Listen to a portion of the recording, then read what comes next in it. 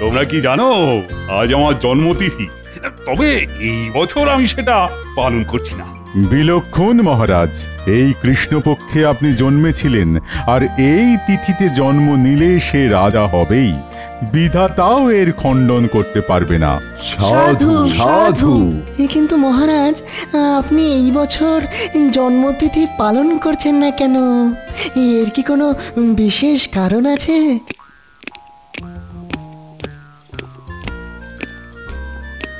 মহারাজ অনুমতি দিলে বসতে পারি, আর দেরি করার জন্য মার্জনা চাইছি। এ মার্জনা তো আমি করেই দিই গোপাল। আসলে রাজসভায় তুমি না থাকলে কিরকম ভালো লাগে না। ঠিক বলেছেন মহারাজ, গোপাল বিনা সভা অতি ধীর। গোপাল থাকলে মহারাজ থাকেন না গম্ভীর। বেশ বলেছ কবি, বেশ বলেছ।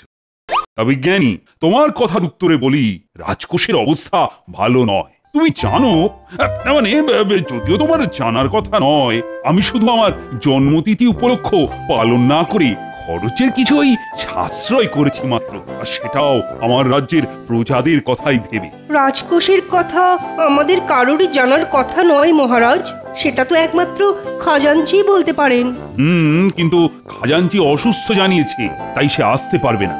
মহারাজ অনুমতি দিলে একটা কথা বলতে পারি। নিশ্চিন্তে বলো গোপাল। খাজাঞ্চি অসুস্থ, বাড়িতে আছে, বিশ্রাম নিচ্ছে, খুব ভালো কথা। কিন্তু খাজাঞ্চির সাথে যার নীতি ওঠা বসা, যে রাজকোষের সব কথাই জানে, সে কেন গত 4 দিন ধরে রাজসভায় আসছে না, সেটা কি কেউ বলতে পারবে? তুমি মন্ত্রীর কথা বলছো, তাই তো গোপাল? আমার মনে হচ্ছে মন্ত্রী নিশ্চয়ই কোনো ফন্দি আঁটছে, না হলে আগে তো কখনো এরকম হয়নি যে মন্ত্রী 4 দিন ধরে আসছে না। কি বলছো কি গোপাল? না না না, আমার মনে হয় না মন্ত্রী কখনো এরকম করবে। কারো সম্বন্ধে প্রমাণ না থাকলে শুধু শুধু এই ধরনের সন্দেহ তো রাজার শোভা পায় না। আপনি একদম ঠিক কথা বলেছেন মহারাজ, রাজার এটা শোভা পায় না, কিন্তু ভাঁড় যদি ভাবে তাহলে হয়তো শোভা পায়। গোপাল, বলো তো তুমি ঠিক কি বলতে চাইছো? আমি বলতে চাইছি মহারাজ, রক্ষীদের আপনি মন্ত্রীর বাড়ি পাঠান, ওরা দেখে এসে বলুক মন্ত্রী সত্যি অসুস্থ কিনা, না হলে বুঝবো আমি যা ধারণা করেছি তাই। তোমার আর মন্ত্রীর সম্পর্ক কেমন সেটা আমি খুব ভালো করেই জানি। যাই হোক, তুমি যখন বলছো, আমি এক্ষুনি মন্ত্রীর বাড়িতে 2 প্রহরীকে পাঠাচ্ছি, ওরা মন্ত্রীর খবর নিয়ে আসুক। প্রহরীগণ, প্রণাম মহারাজ। এক্ষুনি মন্ত্রী মশাইয়ের বাড়িতে গিয়ে খবর নিয়ে এসো। বলবে মহারাজ বিশেষ চিন্তায় আছেন যে কেন উনি আসছেন না। যথাজ্ঞা মহারাজ। আমার মন্ত্রীকে বিশ্বাস হয় না, ওই পাজি মন্ত্রী যে কোনো সময় যে কোনো কিছু করে ফেলতে পারে।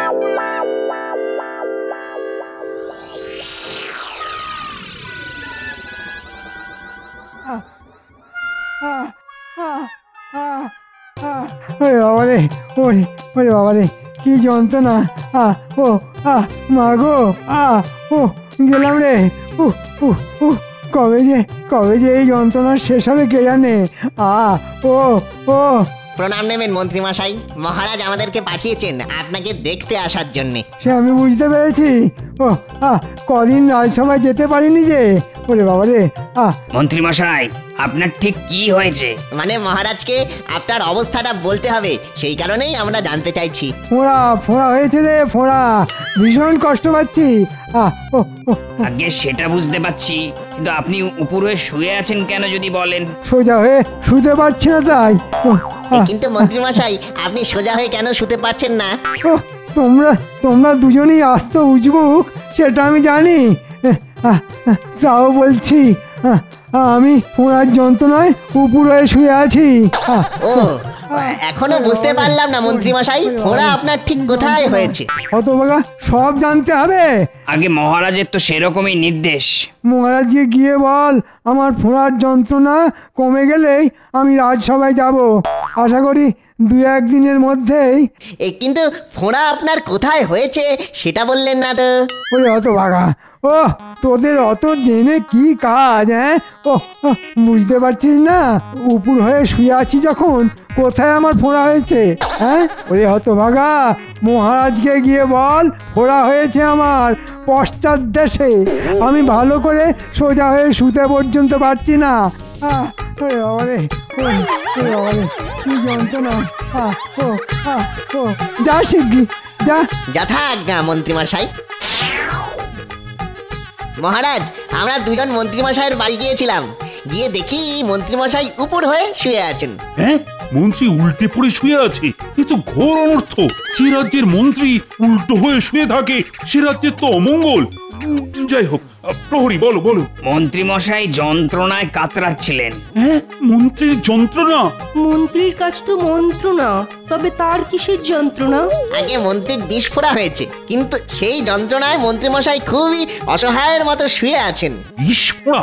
যে ফোড়ার গোড়ায় বিষ, যন্ত্রণা অহর্নিশ।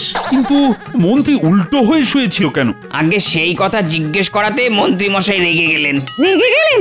মহারাজ, এমন কোন জায়গা থাকতে পারে যেখানে ফোঁড়া হলে মানুষ রেগে যায়? পণ্ডিত, সেটা তুমি ভালো জানো। তোমরা বলো তো প্রহরী। মন্ত্রীমশাই আমাদের বললেন, যা গিয়ে মহারাজকে বল আমার পশ্চাৎ দেশে ফোড়া হয়েছে। হে হে।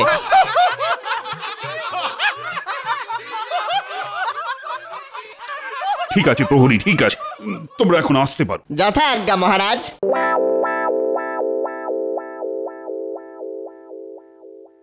মহারাজ, মন্ত্রীর মনের সমস্ত বিষ এখন ফোঁড়া হয়ে বাইরে বেরিয়ে আসছে।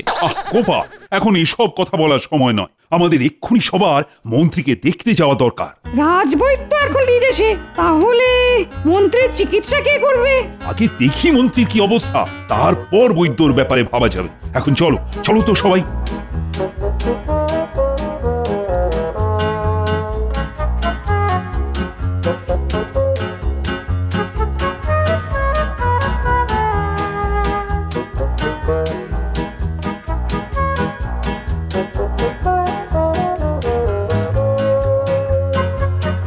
সেপাই, তোমরা ভেতরে গিয়ে মন্ত্রীকে খবর দাও, বলো মহারাজ দেখা করতে এসেছেন। যথা আজ্ঞা মহারাজ।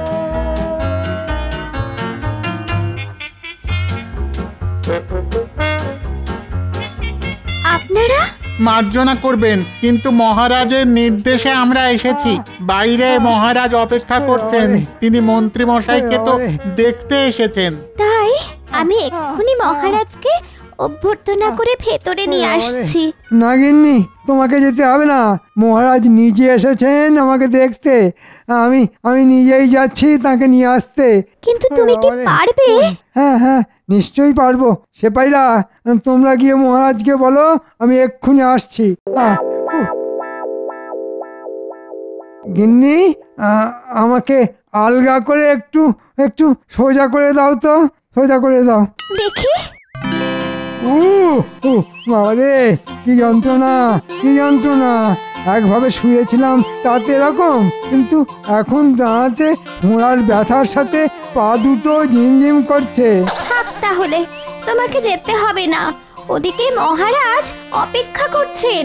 না না, আমি পারবো, চিন্তা করো না, চিন্তা করো না।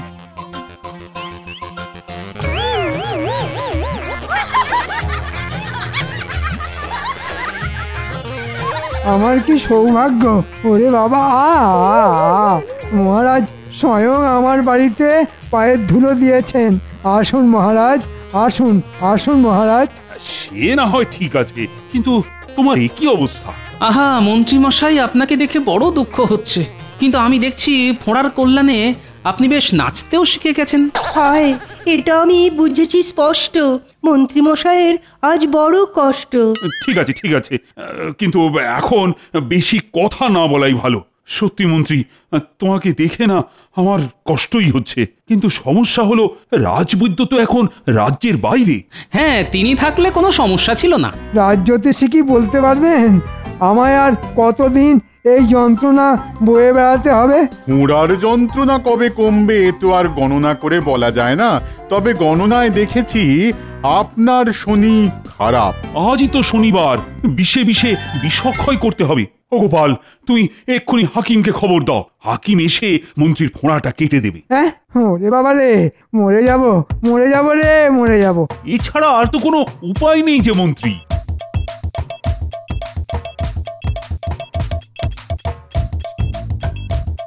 মন্ত্রীর হলো ফোঁড়া, আর এখন আমাকে ছুটে যেতে হচ্ছে হাকিমের বাড়ি। কিন্তু হাকিম কি বেঁচে আছে? বহুকাল আগে দেখেছিলাম, তখনই সে বুড়ো। এখন যদি সে বেঁচে না থাকে,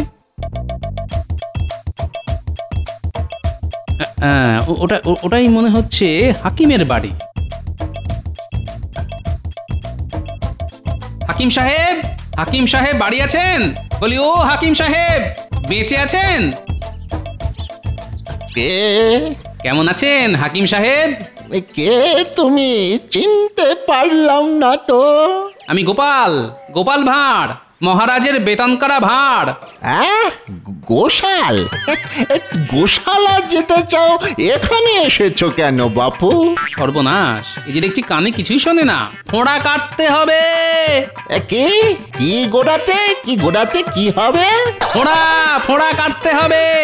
ও, গোশালায় ফোঁড়া কাটতে হবে? কোন গরুর কি হলো বাবা? আপনি এখন চলুন, পারবেন তো? না না, মারবো না। ফোঁড়া আমি কত কেটেছি এককালে, ঘ্যাচ ঘ্যাচ করে কেটেছি। তুমি দাঁড়াও, আমি কাঁচি নিয়েই আসছি। বাবা, কতদিন পরে ফোঁড়া কাটবো। গরুর ব্যাপার।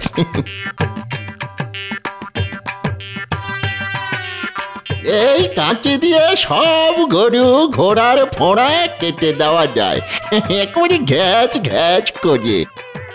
এই বাড়িতে তোমার গরু আছে? গরু না, মানুষ, মানুষের ফোঁড়া। যার খুশি ফোঁড়া হোক, ফোঁড়া দেখলেই আমি কেটে দেব।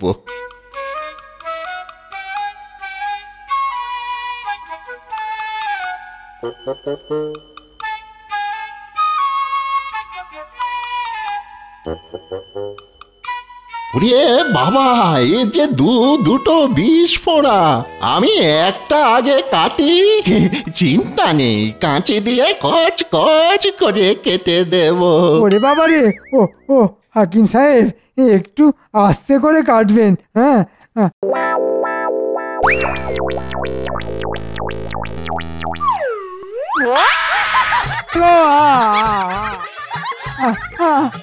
বাবা গো, মেরে ফেললে গো। গোপাল, তুমি আর হাকিম খুঁজে পেলে না? ওরে বাবা রে। এই যে ফোঁড়া একেবারে ফালা ফালা করে দিয়েছি। না না, দূর হও এখান থেকে, দূর হও। এই যন্ত্রণা আমি আর সহ্য করতে পারবো না। এই যাবে কিনা বলছি, যাবে কিনা বলছি, যাবে কিনা? না গেলে কিন্তু সেরেছে।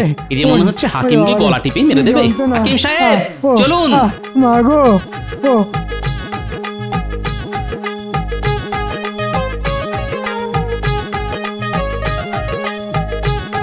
কচ কচ ঘচ ঘচ, কত ফোঁড়া আছে বলো? সব কেটে দেব, আমি ফোঁড়া কাটার ওস্তাদ।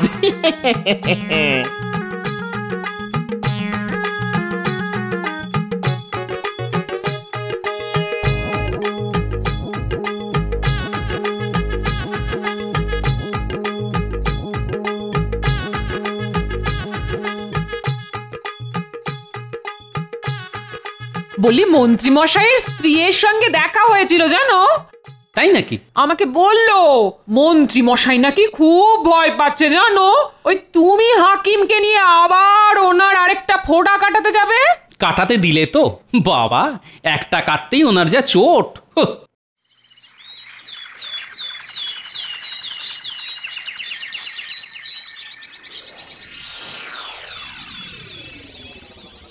বলো গোপাল, বলো, খবর বলো। মহারাজ, আপনার কথা মতো আমি বুড়ো হাকিমকে নিয়ে গিয়েছিলাম মন্ত্রী মশাইয়ের বাড়ি।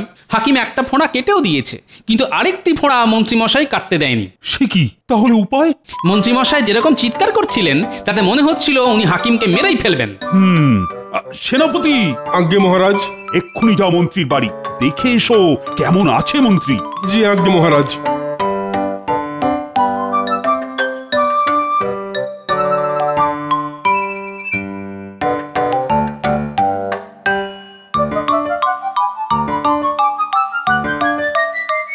দেখেছো গিন্নি, কটা দিন রাজসভায় না গেলে সবাই কিরকম চোখে অন্ধকার দেখে। আমাকে ছাড়া যে মহারাজের কোনো গতি নেই সেটা আমি জানি। কিন্তু মন্ত্রী মশাই, মহারাজকে আমি কি বলবো? কি আর বলবে, আমার একটা ফোঁড়া কেটে দিয়েছে, আর একটা ফোঁড়া কাটার দরকার নেই। আমি কাল রাজসভায় যাব, একটা ফোঁড়া নিয়েই যেতে পারবো।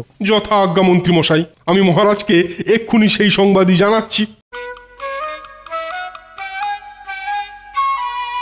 সব ওই শয়তান গোপালের জন্যে। ওই ইচ্ছে করে একটা বুড়ো হাকিমকে এনেছে, বেটা কানে শোনে না। আমি যন্ত্রণায় চিৎকার করলেও খালি বলে চলেছে কচকচ ঘচ ঘচ।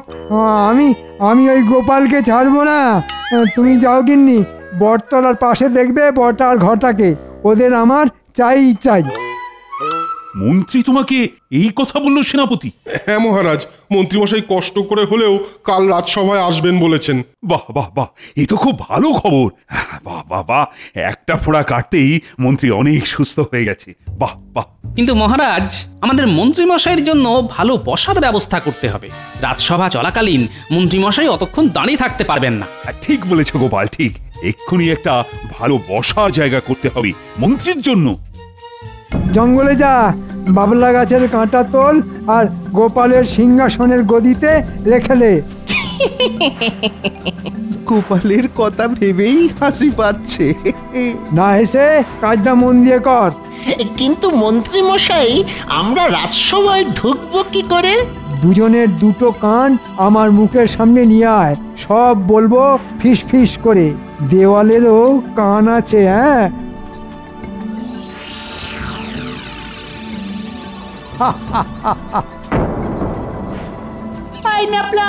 লেবুটা আমার দিকে ছড়, আমি ওটা লুফে নেব। স্কুলকে লেবুটা ধরতে পারলি না?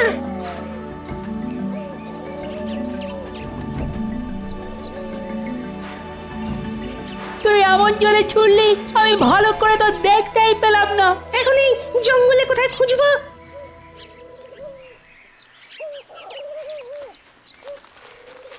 এই লাপলা, একটা খচখচ শব্দ শুনতে পাচ্ছিস?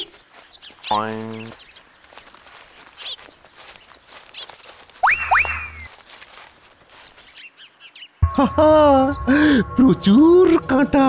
এ হলো বাবলা গাছের জঙ্গল। এই কাঁটা এবার গোপালের রাজসভার গদিতে ঢুকবে। কাল গোপাল রাজসভায় বসলেই যে কি হবে, ভাবলেই কেমন একটা। মন্ত্রী মশাই জব্বর ফাঁদ পেতেছেন। বলিস কি রে, রাজসভায় আমার বসার গদিতে বটা আর ঘটা বাবলা কাঁটা ঢুকিয়ে দিচ্ছে? হ্যাঁ গো দাদু, আমরা নিজের কানে শুনে এসেছি। ওরা আজই ঢুকবে, এটা মন্ত্রী মশাই ওদের করতে বলেছে। আজ রাতের অন্ধকারে ওরা এটা করবে। দাদু, তার আগে যদি আমরা সবাই মিলে গিয়ে ওদের ধরে ফেলি। সেটা করাই যায়, কিন্তু যে এটা ওদের করতে বলেছে তাকে কিছু করা যাবে না। তোরা চিন্তা করিস না, ওদের বাবলা কাটা আমার গদিতে বসাতে দে।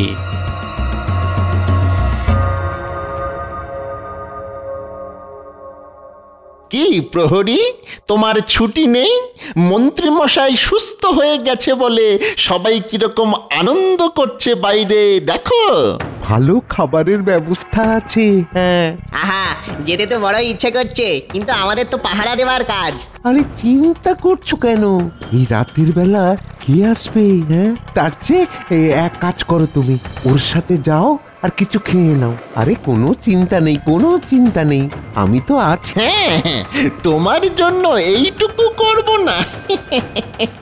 চলো চলো আমার সাথে।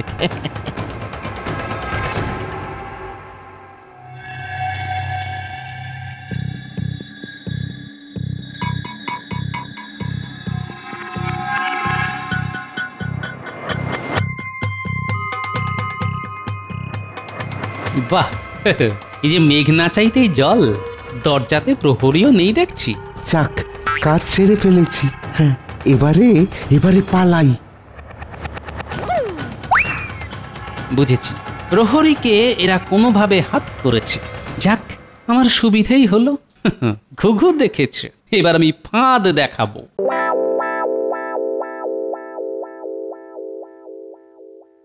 বাহ, মন্ত্রীর জন্য বেশ সুন্দর গদি, সুন্দর সিংহাসন। আমার গদিটাও সুন্দর, তবে কাল আমি মন্ত্রীর গদিতে বসবো।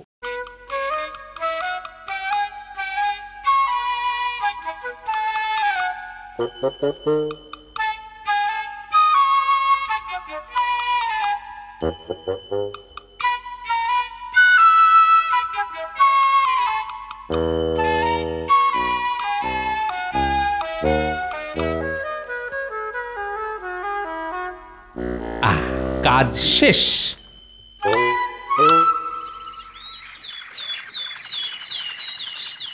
মন্ত্রী, তুমি তো এখন অনেক সুস্থ, কি তাই তো? আগে হ্যাঁ মহারাজ। তোমাকে রাজসভায় দেখে না বড়ই খুশি হলাম। গোপাল এখনো আসেনি। গোপাল যে কখন আসবে সেই আশাতেই আছি। এ কি মন্ত্রী, তুমি দাঁড়িয়ে কেন? এই দেখো, তোমার জন্য সুন্দর বসবার ব্যবস্থা করা হয়েছে। তোমাকে আজ দাঁড়িয়ে থাকতে হবে না। আগে মহারাজ, সবই আপনার ইচ্ছে। হ্যাঁ, বসো মন্ত্রী, বসো, বসে পড়ো।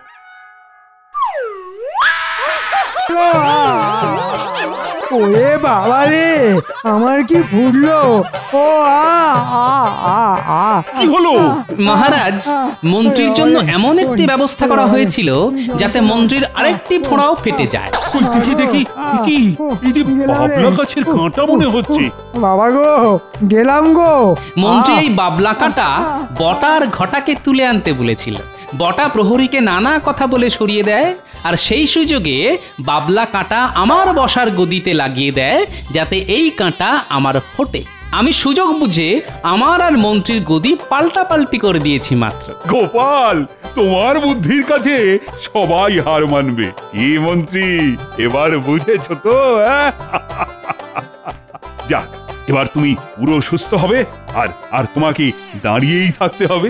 গোপাল, গোপাল, আমি তোমায় ছাড়বো না। সাবস্ক্রাইব করে দিন ভাই, আর বেলটা বাজাতেও ভুলবেন না, না হলে মজা মিস করবেন।